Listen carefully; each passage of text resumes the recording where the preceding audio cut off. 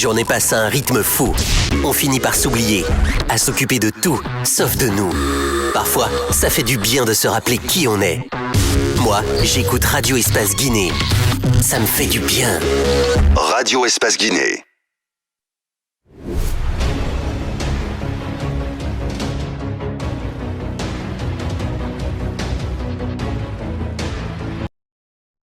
Retour donc en ce studio pour la deuxième et dernière partie de cette émission. Vous êtes nombreux à réagir à ce programme. On vous le disait dès le début, c'est fait. Nous connaissons donc désormais les pièces du puzzle gouvernemental avec l'arrivée des 6 derniers. Parmi eux, 3 acteurs connus pour leur participation à l'animation de l'opposition politique en Guinée et 8 femmes sur l'ensemble de la nouvelle équipe. Vous avez suivi ce débat des 29,6% de femmes au gouvernement, ça fait 30. Voilà, et donc on poursuit. Des nominations qui illustrent donc parfaitement la volonté de souscrire à une gouvernance feutrée à l'inclusivité. L'inclusivité comme prémisse à la réconciliation nationale réclamée à corps et à cri par plusieurs acteurs de la vie publique guinéenne. On pose donc la question ce matin, réconciliation nationale, pourquoi et comment y parvenir? Ibrahima Seck, expert en gouvernance et consolidation de la paix, également point focal du Comité international des États fragiles, sera avec nous dans quelques minutes. Et puis, lecture de quelques messages ce matin. Vous avez été nombreux à réagir. On va donc aller avec la régie. Si de ce côté vous êtes prêts, on commence lecture des messages. Le premier, c'est Ingénieur Moussa qui nous écrit. Il dit bonjour les GG. Maintenant que le groupe est au complet, je remercie le président, mais on va commencer à compter pour les 100 jours de leur prise de fonction, car le peuple a grand espoir, sans oublier qu'il reste et demeure très vigilant. C'était donc Ingénieur qui nous écrivait. Ousmane Lenoble nous écrit également. Bonjour à toute l'équipe des GG. L'équipe gouvernementale est finalement au complet.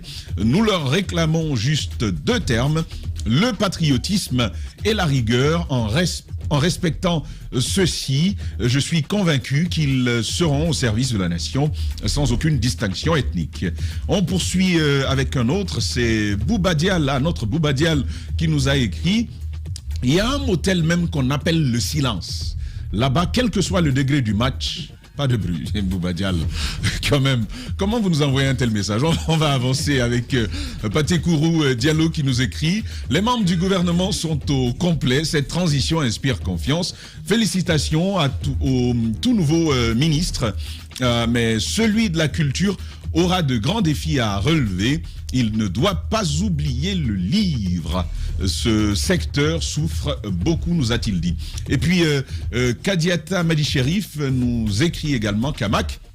Il dit bonjour les GG. Après les nominations, le CNRD doit passer à l'étape suivante en mettant les institutions de contrôle de l'action gouvernementale pour mieux démarrer la transition. Donc le silence de Gorko Soussaï n'était pas fortuit. On va avancer, lecture des messages. Bonjour les GG, enfin 27 ministres au complet, une composition gouvernementale à la fois réunie, féminisée, rajeunie, féminisée et équilibrée. Que la compétence et l'intégrité inspirent ces nouveaux ministres. L'élan de la rupture est annoncé au travail. Un autre qui nous écrit, c'est Aliou Diakité qui nous écrit « Bonjour les GG, le gouvernement est maintenant au complet. On demande au CNRD de continuer son travail afin d'organiser une élection paisible. Je pense bien que Doumbouya peut changer la Guinée pour une Guinée émergente. » Signé Aliou Diakité qui nous écrit depuis Mandiana. Est-ce qu'il y a un autre? Fatoumata Keïta. Ah, ça n'arrive pas souvent. Et je peux deviner ce qu'elle va dire. Nous souhaitons la réussite aux membres du gouvernement. Toutefois, nous restons sur notre faim quant à la parité homme-femme. Sur 52% de femmes de la population guinéenne, c'est dommage qu'on n'ait que 7 femmes sur 27 nominations. D'accord. On va avancer cette fois, c'est avec lettre vagabonde. Fatou Mata qui nous écrit, d'accord. 69,62%, c'est largement en dessous. Le quota des 30% est d'ailleurs un strict minimum. Ça veut dire logiquement que l'inclusion commence par 30%, une obligation juridique. Et l'effort est au-delà. La logique voudrait qu'on se rapproche beaucoup plus des 52%. D'accord, le message, il est passé. Et puis, Abdoul Simili qui nous écrit aussi, le gouvernement formé est un mixage composé d'acteurs sociaux, de cadres des partis politiques, anciennes mouvances et anciennes oppositions. C'est déjà bien, la Guinée est bien.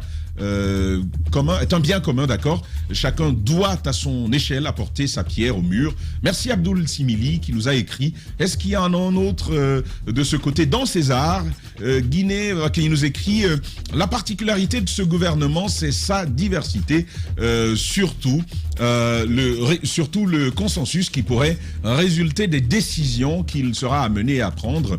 Nous avons demandé la fin d'un cycle éternel de recommencement, nous dit-il. Alors aujourd'hui, soyons exigeants, nous a-t-il dit. Et puis, on poursuit encore quelques messages. Youssef Kaba, lui, c'est l'inconditionnel de cette émission. Hein. Bonne chance et plein succès à l'équipe gouvernementale qui aura à charge de conduire la transition. Les attentes du peuple sont immenses. C'est l'occasion aussi pour ces politiques promus de prouver de quoi ils sont capables. Leur gestion sera scrutée à la loupe. On continue. Est-ce qu'il y en a un autre? Non. On va donc faire lecture de quelques autres messages. Déjà des messages qui sont envoyés directement. La boîte aux messages de Moussaïero explose. J'espère qu'ils feront mieux pour le CNT et d'autres structures dont le message dit ils font moins que le dernier gouvernement qui était à 31%. Ah d'accord, donc ce gouvernement est fait moins que le gouvernement précédent qui était à 31%. Donc pas bien, la lutte continue. C'est Malado Kaba qui nous écrit. Et puis à cet autre message, dites à Djiba que c'est justement parce que les pesanteurs socio-culturelles existent qu'on devrait avoir plus de femmes. Les compétences féminines existe dans tous les domaines, malgré la faiblesse du nombre de certains secteurs, dans certains secteurs comme les filières scientifiques. Les pays qui font la promotion des femmes ont plus de chances d'obtenir de financement. Et bien voilà, de financement et de la considération dans le monde. Et l'on continue. Bouka nous écrit également, et je pense qu'il confirme ce que Antoine dit. Depuis 1958, la Guinée, ce département, il parle du département de la culture, n'a pas connu un bon ministre comme Bill de Sam. Il a toutes les qualités, les compétences pour relever les défis de ces départements. Mon professeur Bill est un fin connaisseur du monde de la culture. C'est Bouka qui nous écrit. Et puis, Pouloto Rolissan nous écrit également. Il dit bonjour Tamba et à toute l'équipe. Félicitations et mes encouragements au ministre entrant. Prions Dieu qu'il soit à la hauteur des attentes du peuple guinéen, car beaucoup de défis sont à relever. Cependant, il faut plus de rigueur, nous dit-il, d'équité, de vigilance et d'intransigeance pour relever ces défis. Mais dites à Caps qu'il n'y a pas de musique. Ah d'accord, dites à Caps qu'il n'y a pas de musique dans des motels. Bonne journée à vous, c'est Poulo Toro Linsan, un fin connaisseur des motels qui a réagi au message de Caps. Et puis Abou Poutine Banco nous écrit également en bas, la parité entre hommes et femmes est un faux problème. Faux problème. Je pense que les femmes doivent se soumettre à la croyance de Dieu. Félicitations à la nouvelle PM de Vatican. Ah, d'accord. Merci donc à vous, Poutine Banco. Et puis, Sinani nous écrit également, bonjour Tamba et à toute l'équipe. Toutes mes félicitations à monsieur Ousmane Gawal Diallo, le nouveau ministre de l'Urbanisme et de l'Habitat. L'aménagement du territoire, que Dieu le bénisse la Guinée. Mon colonel, on est pressé, prenez votre temps. Daouda Mohamed connaît très bien cette histoire de boîte de nuit. Ah d'accord. On va donc avancer. Souleymane Konaté de l'UFDG nous écrit également Ousmane Gawal Diallo est un modèle de courage, de ténacité, d'abnégation et d'engagement au service des autres. Il sera un excellent ministre qui va marquer de façon indélébile le département de l'urbanisme, de l'habitat et de l'aménagement du territoire. Félicitations et bon courage à lui. Maki Premier nous écrit bonne chance à tous les ministres, surtout Ousmane Gawal Diallo, qui a les compétences et le courage nécessaires pour ce poste. Maki Premier, Dar es Salaam, qui nous a écrit bonjour les GG, c'est Amadou Sesso, Amadou, c'est ton homonyme, depuis Sodefa. Madame Yero Madjadja, Monsieur Tamba a terminé le point. Ah d'accord. Donc j'ai terminé le point. Voilà. Bonjour les GG. Je voudrais attirer l'attention du CNRD sur le fait que la BCRG ne paye rien d'autre que le salaire, le fonctionnement reste toujours bloqué. Puis on va terminer avec ce dernier message. Bonjour Tamba et à toute l'équipe des pâtés de Kisoso. Je pense que l'acceptation de Ousmane Gawal Diallo d'être nommé dans ce gouvernement est synonyme de sa démission du parti de l'UFDG. Et puis sur Facebook, il y a un de nos téléspectateurs qui m'a dit quand j'ai dit que je n'étais pas là et puis tu as dit que tu étais en France, il dit Tamba avec ta grosse tête, on s'en fout de où tu étais. J'ai lu ce message. Effectivement, j'ai une très très grosse tête. On poursuit avec vous, mon cher Daouda. De la magouille à EDG. On m'a apporté ma facture hier. C'est 4 fois plus ce que j'ai l'habitude de payer. Mais parle-nous d'abord de la magouille. Là. Bien, vous savez, EDG, depuis un certain temps, la dernière fois on en parlait dans ce studio, EDG constitue aujourd'hui un autre secteur qui crée des problèmes à la Guinée et aux Guinéens. On a englouti assez d'argent dans l'électrification de la Guinée, mais EDG est à un tournant où il est difficile d'atteindre les objectifs. Qu'est-ce qui se passe aujourd'hui et qui interpelle le plus? C'est que à EDG aujourd'hui, il y a un trio du DRH, mais aussi d'un certain nombre de cadres qui suivent la paye. À la fin du mois, parce que de ce que nous apprenons, dès le 27 du mois, EDG commence déjà les paiements des salaires. Qu'est-ce qui se passe? Il y a ces trios qui se donnent le plaisir lorsqu'un travailleur, un employé, par exemple, Antoine est payé à 3 500 000. Le 27, déjà, les états de salaire sont prêts. Lorsque les états de salaire sont prêts, devant Antoine, au lieu de 3 500 000, il peut se retrouver avec 10 millions ou 15 millions. L'état de salaire est signé ainsi. Alors que, sur la base, son salaire, c'est 3 500 000. Maintenant, le virement, il est fait sur le compte d'Antoine. Mais entre-temps, derrière, on prend le téléphone pour appeler M. Antoine. Bonsoir, M. Antoine, c'est vous qui êtes au service à tel. Alors, il y a un problème technique au niveau du logiciel de paye. Au lieu de 3 500 000, on a viré sur votre compte 10 millions ou 15 millions. Mais puisque l'argent est déjà arrivé sur votre compte, vous allez retirer l'argent. Ben, c'est déjà arrivé. Bon, prenez 2 millions et voilà le numéro d'un compte courant qu'on vous communique. Voilà ce numéro. Remettez le reste là-bas. C'est là, on est rentré en contact avec... oui. Vous avez votre salaire et on vous demande de... Non, pas votre salaire. Vous n'avez pas suivi Tamba. Vous avez comme salaire 2 millions par mois. À la paye, on fait signer sur l'état de salaire, on fait signer 10 millions devant votre nom. Au lieu de 2 millions, c'est 10 millions qu'on sort. C'est 10 millions qu'on sort en ton nom. On fait l'ordre de virement qui est signé par l'agent de paye, le DRH et autres. On fait le virement à votre compte. Dès que le virement il est fait le 27 soir, c'est votre téléphone qui sonne. Ça vient de Conakry. Bon, monsieur Tamba, on m'a fait votre virement aujourd'hui. Votre salaire, c'est 2 millions, hein? Oui, mon salaire mensuel, c'est 2 millions. D'accord, il y a un problème technique. Au niveau du logiciel de paye, on a viré 10 millions sur votre compte. Mais puisque c'est déjà arrivé chez vous, et prenez 2 millions ou 3 millions, retournez-nous les 5 autres millions. Et ça, on vous communique un numéro de compte courant sur lequel vous allez déposer l'argent. Cela se passe avec des agents, des employés à Conakry, mais aussi de l'intérieur du pays. J'ai eu de l'indiscrétion du côté de Garafiri, par exemple, le directeur de ses côtés. On peut virer, par exemple, jusqu'à 20 millions. Alors que son salaire n'est pas plus de 6 millions. On peut virer jusqu'à 20 millions. On l'appelle après. Ah bon, c'est déjà arrivé. Bon, prenez au moins votre bonus de 3 millions, restituez le reste. Et ça, on ne vous fait pas restituer au compte de EDG, mais c'est un numéro. C'est un numéro de compte courant qu'on vous communique et qui est personnel. Et le nom, c'est quoi le nom derrière Un certain monsieur Keita et deux autres qui sont, dont les noms pour l'instant, et puisqu'on est sur les enquêtes, on continue. Maintenant, il y a eu un moment où il y a eu on s'est rendu compte que cette opération se passe. Il y a eu des enquêtes, on s'est rendu compte que cette opération se passe et le procureur a été saisi.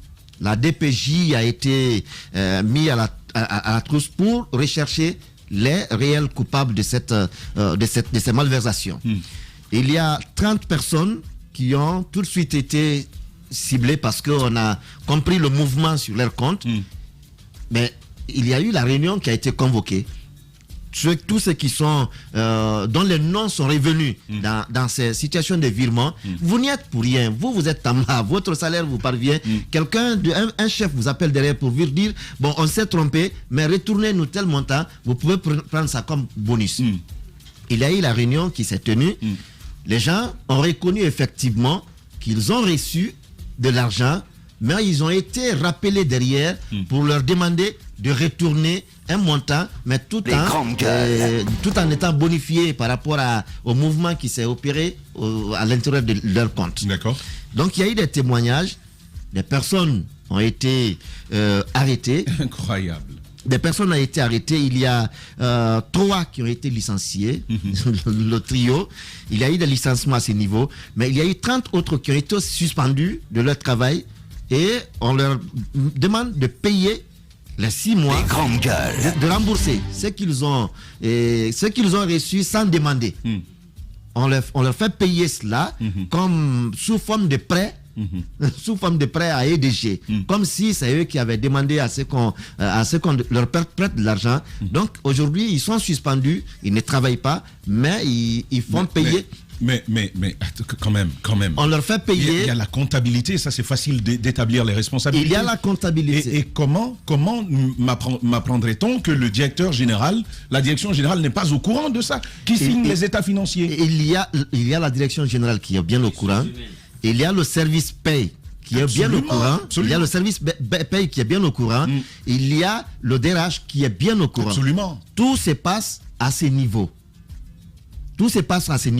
Dès que le régime Condé a chuté, il y a eu, parce que le dossier il était déjà là, il y a eu une commission qui a été constituée par le directeur général qui a demandé à ce que la chose soit résolue à l'interne. Et maintenant il fait le semblant, quoi. Voilà, pour que la chose soit résolue à l'interne.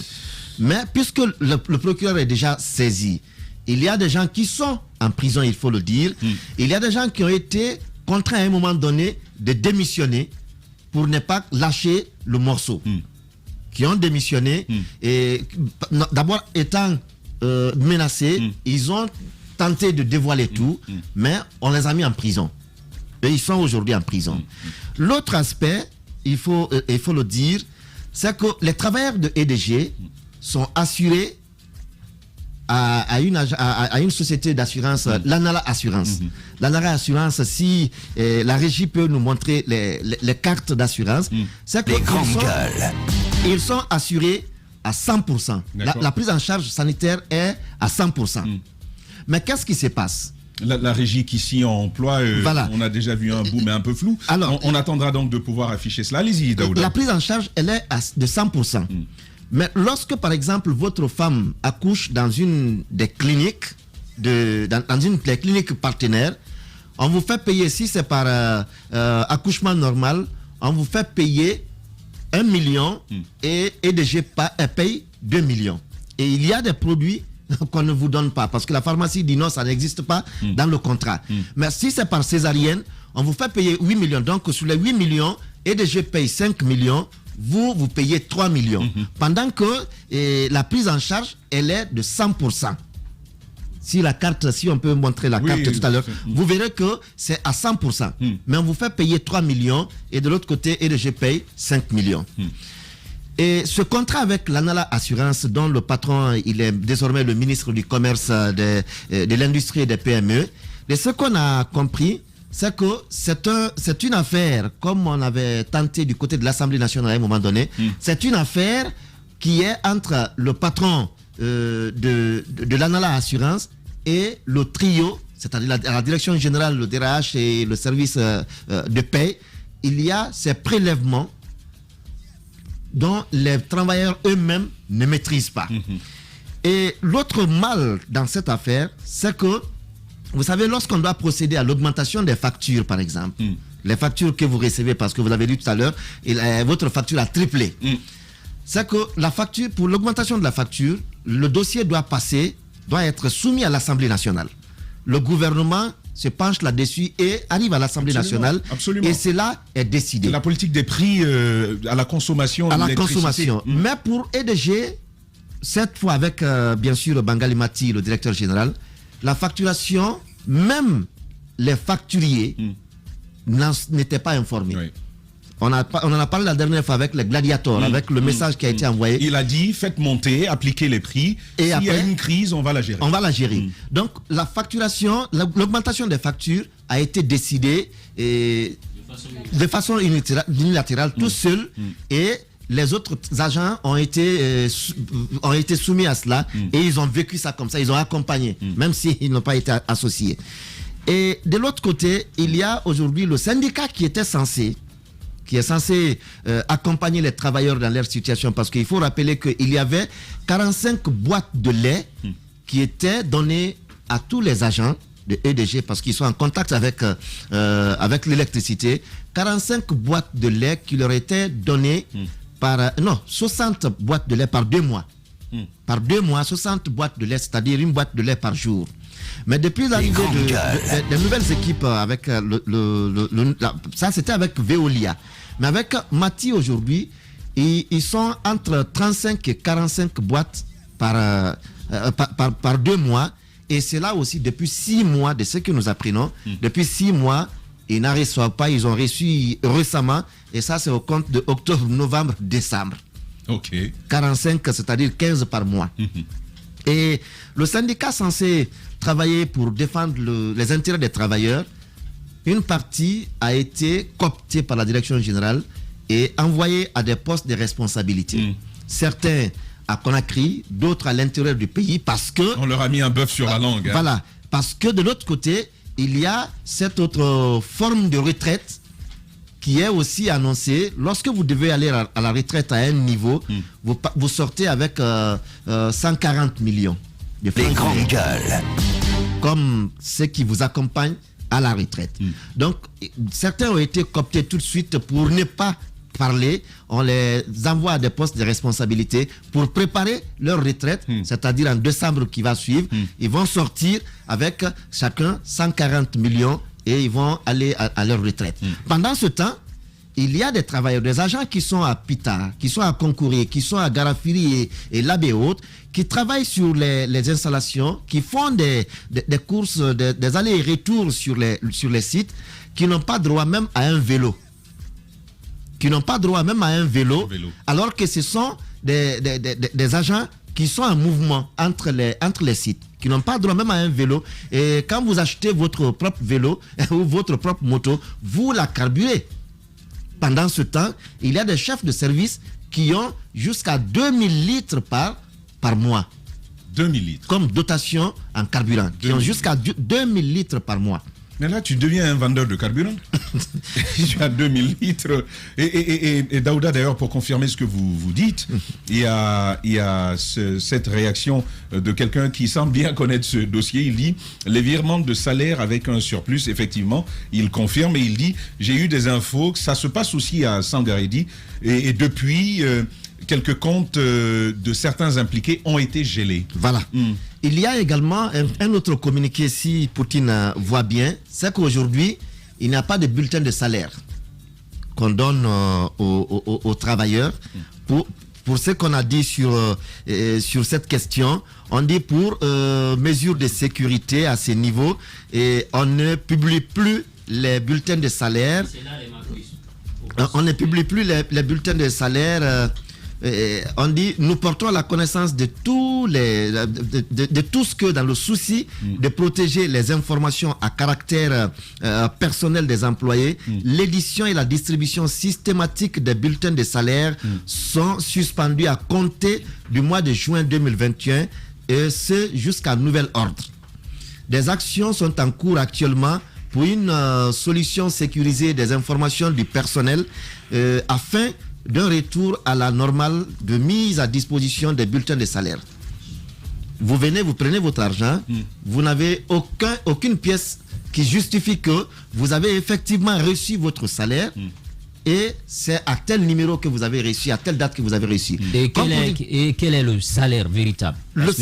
Parce que si vous n'avez pas un bulletin de salaire, vous ne savez pas. Vous ne savez pas c'est quoi votre salaire. Vous n'avez pas de bulletin, vous ne savez pas quel est votre véritable salaire, et quels sont les prélèvements qui sont faits. Parce que c'était de 2% les prélèvements. Aujourd'hui, c'est jusqu'à 5% les prélèvements. Et ça, les travailleurs, beaucoup parmi eux, ne savent pas c'est quoi leur salaire brut. D'accord. Donc, ces salaires et ces virements qui sont gonflés à EDG, vivement une réaction de EDG pour nous expliquer ce qui est en train de se passer, ces grandes erreurs inacceptables que Daouda met en lumière. Guibav, mais vraiment en 30 secondes. Voilà, en 30 secondes, on est même sur une enquête au niveau de l'Assemblée nationale, parce que nous apprenons que les fonctionnaires qui sont, pas les députés, à part les députés, il y a des fonctionnaires qui sont à l'Assemblée nationale. Voilà, donc ceux-ci, aujourd'hui, sont victimes à peu près de la même chose. Nous apprenons que, normalement, une personne qui doit recevoir 5 millions comme salaire, ils reçoivent autour de 2 millions, 2 millions 500, et qui n'ont pas accès à leur bulletin de paye. Et il y a un règlement qui prévoyait que les députés renoncent à une partie de leur salaire au profit des fonctionnaires. Donc, est-ce que les anciens présidents de l'Assemblée nationale en savent beaucoup? Les questeurs qui se sont relayés au niveau de l'Assemblée nationale, parce que nous apprenons que lorsque vous venez, vous demandez votre véritable bulletin de salaire, on ne vous donne pas.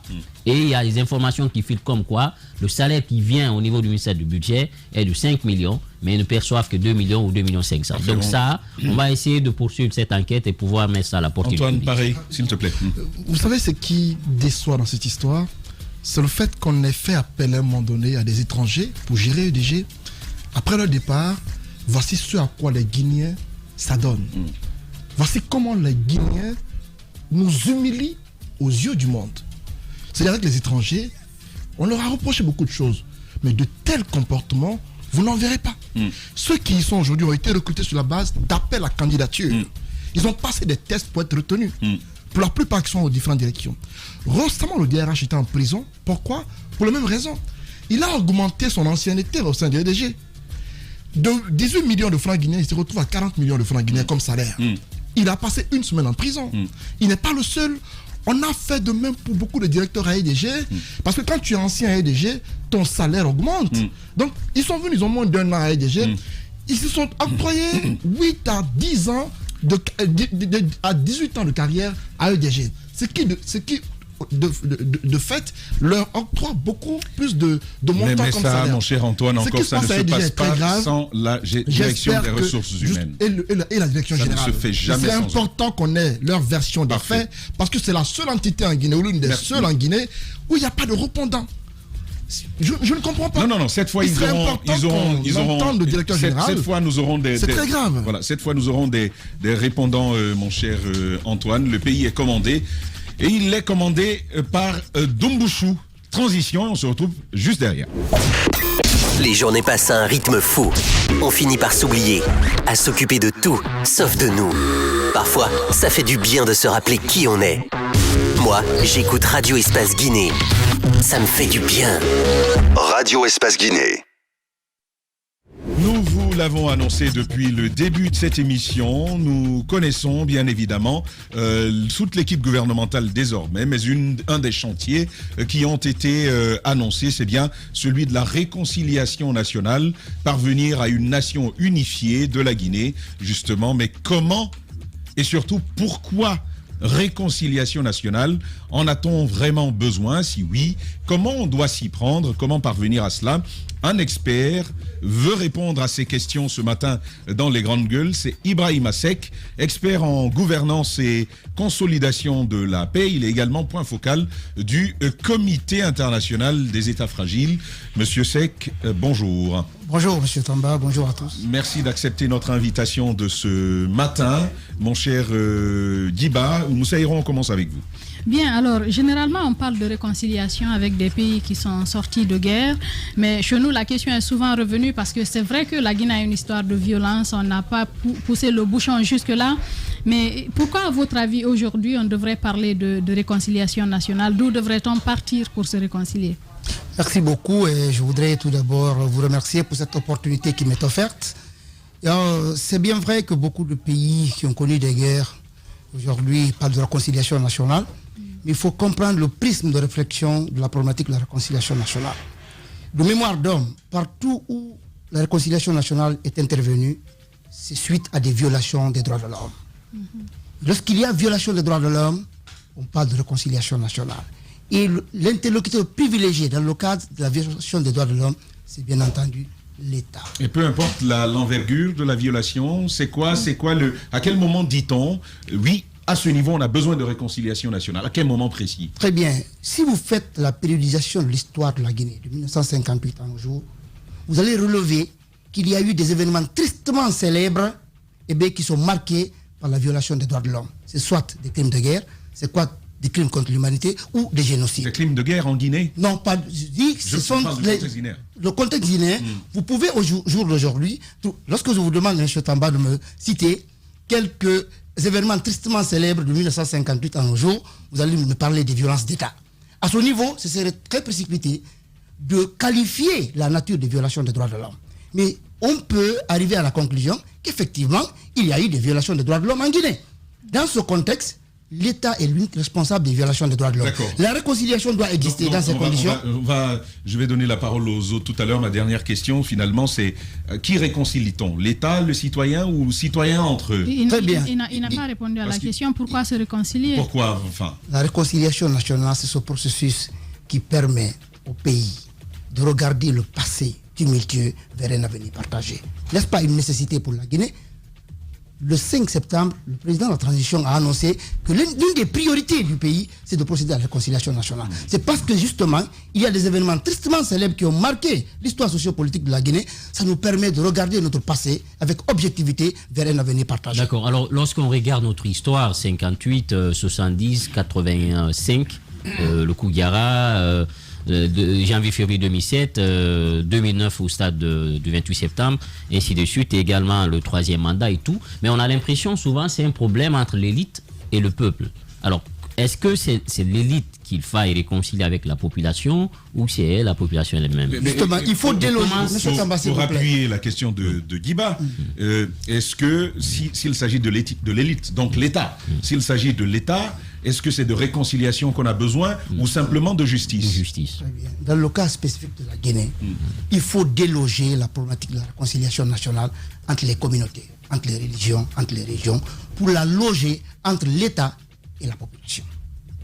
Et pour ce faire, il y a un modèle qui a été expérimenté dans plusieurs pays. C'est la justice transitionnelle. Ce n'est pas parce que nous sommes en transition que la justice s'appelle justice transitionnelle. La justice transitionnelle est un ensemble de mécanismes judiciaires et non judiciaires qui permettent de passer d'un passé conflictuel douloureux vers un avenir partagé. Pour ce faire, il est conseillé de mettre en évidence 5 principes. Vous avez la recherche de la vérité. Lorsque vous êtes engagé dans un processus de réconciliation nationale, vous devez avoir comme objectif la recherche de la vérité. D'accord. Lorsqu'il y a violation des droits de l'homme, les gens pensent que la recherche de la vérité... On est dans le comment. Dans le comment, bien entendu. La vérité fait mal, mais le silence tue. Donc, le premier principe de la réconciliation nationale, c'est la recherche de la vérité. Le deuxième principe, ce sont les réformes institutionnelles. Il faut avoir des institutions fortes, capables de lire le droit. Ce n'est pas une personne qui va dicter le droit. Il faut qu'on ait des institutions fortes, parce que je vous ai dit que ce sont des mécanismes judiciaires et non judiciaires qui nous permettent de passer d'un passé conflictuel douloureux vers un avenir partagé. Troisième principe, bien entendu, après les réformes institutionnelles, vous avez bien entendu les réparations. Les réparations, il faut tenir compte de la sociologie du milieu. Lorsque quelqu'un perd des biens et un autre perd plusieurs membres de la famille, vous ne pouvez pas proposer une indemnisation à quelqu'un qui a perdu plusieurs membres de sa famille en lieu et place de la recherche de la vérité, de la reconnaissance, d'une prière collective. Et quelqu'un d'autre qui a perdu beaucoup de biens a beaucoup plus besoin d'indemnisation de la situation. Le pardon, la réconciliation nationale ne se dicte pas. La réconciliation nationale se cultive. Et si nous voulons arriver à une réconciliation nationale, nous devons oser, avec une volonté politique réelle, d'interroger le passé, identifier les événements tristement célèbres qui... Vous avez parlé, Oudjara, vous avez parlé du 28 septembre. Voilà des événements sur lesquels des experts doivent travailler pour permettre aux Guinéens de sortir la vérité. Et les problèmes qui seront traités du point de vue juridique vont l'être, et d'autres vont être traités dans le cadre des réformes extrajudiciaires. Une question très complexe sur la question de la réconciliation 2. Il y avait une commission provisoire qui a été mise en place, qui a été guidée par des religieux. Des rapports ont été faits dans tout le pays. Et est-ce que cette approche, vous la partagez? Quel est votre avis dessus? Et deuxième chose, vous parlez de justice transitionnelle.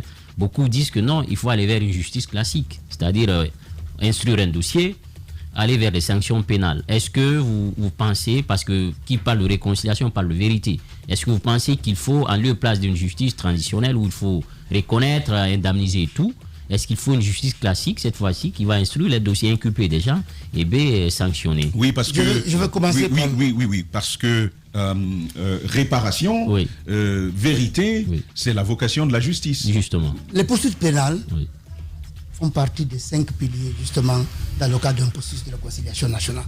Pourquoi on fait les poursuites pénales? C'est pour obtenir une garantie de non-répétition.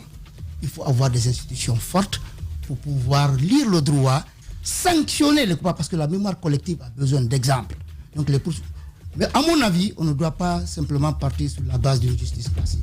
Parce que tous les dossiers doivent ne pas être gérés au niveau de la justice. D'autres, on peut constituer des commissions vérité, réconciliation, des comités vérité, justice et réconciliation.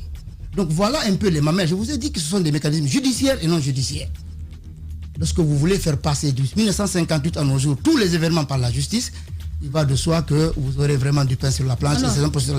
Je vais finir avec l'autre. Oui, il nous a manqué réellement une volonté politique affichée. Il n'y a pas de réconciliation nationale. Non, mais il disait tout à l'heure de déloger, comment on appelle, cette histoire de réconciliation entre les communautés pour la loger entre l'État et la population. Vous pensez qu'en Guinée, il n'y a pas de problème avec les communautés? Même s'il y a des problèmes avec les communautés, la réconciliation nationale intervient. Entre les communautés. Même s'il y a des problèmes entre les communautés, le principal interlocuteur responsable, c'est l'État. La manipulation? Oui. Est-ce qu'il y a une portion du territoire national où l'État n'intervient pas? L'État n'existe pas. S'il y a un problème entre les communautés, quelles sont les dispositions que l'État a prises pour prévenir, par exemple, un conflit ethnique? Lorsqu'il y a eu le conflit ethnique, qu'est-ce que l'État a fait pour empêcher la répétition d'un tel conflit? Lorsqu'il y a une floraison de conflits de ce genre, la responsabilité est imputable à l'État. La dernière question, Antoine Kourouma. Oui, avec l'arrivée du CNRD, vous l'avez dit, Doumbouya a annoncé que l'un de ses vœux serait que la Guinée se réconcilie. Alors dites-nous, parlons de ce que la Guinée a vécu de par le passé. Qu'est-ce qui, selon vous, a occasionné tout cela? C'est-à-dire, qu'est-ce qui, pour vous, a pu marquer et qui ne doit plus se faire au temps du CNRD? Eh bien, pour moi, il y a eu de l'État et de la nation en République de Guinée. Nous avons vécu un État fictif, ou parfois un État démissionnaire, d'aucuns même parlent d'un État partisan. Un État, c'est un régulateur social. Un État, c'est vraiment cet instrument qui garantit l'unité, la sécurité entre les citoyens. Lorsque l'élite faillit à sa responsabilité, bien entendu, nous allons vivre dans une situation de fragilité. Donc, à mon avis, il faut passer à revue la problématique de l'État et la problématique de la nation. Lui, de donner un conseil au CNRD, parce que le président de la transition a dit que la justice va être la boussole qui va orienter le peuple de Guinée. Quelle forme de justice aujourd'hui cette réconciliation devrait prendre? Je vais proposer la justice transitionnelle comme mécanisme de réconciliation nationale, qui est un ensemble de mécanismes judiciaires et non judiciaires permettant de passer d'un passé conflictuel douloureux. Oui, maintenant, il faut l'ancrage institutionnel. On a parlé justement de la réconciliation nationale. Vous avez vu l'architecture de l'équipe gouvernementale. À quel niveau on peut loger la problématique en tant que priorité? On peut la loger naturellement au niveau du ministère de la Justice. Mais aussi, on peut se permettre au niveau de la primature de trouver un positionnement extrêmement important pour permettre des interactions sociales et arriver vraiment à une réconciliation nationale, parce que le Premier ministre qui guide l'action gouvernementale et qui l'accorde. Ou un comité présidentiel pour la réconciliation nationale. Un comité, une agence, un secrétaire d'État au niveau qui relève automatiquement de l'autorité du Premier ministre, ou bien au niveau du ministère de la Justice. On crée vraiment une direction assez forte qui va essayer de permettre aux Guinéens de sortir d'un passé conflictuel, tumultueux et douloureux, vers un avenir partagé. Tumultueux, douloureux, vers un avenir partagé. Ce sont des mots que vous n'allez pas oublier. C'était donc Ibrahima Seck. Ibrahima Seck, expert en gouvernance et consolidation de la paix.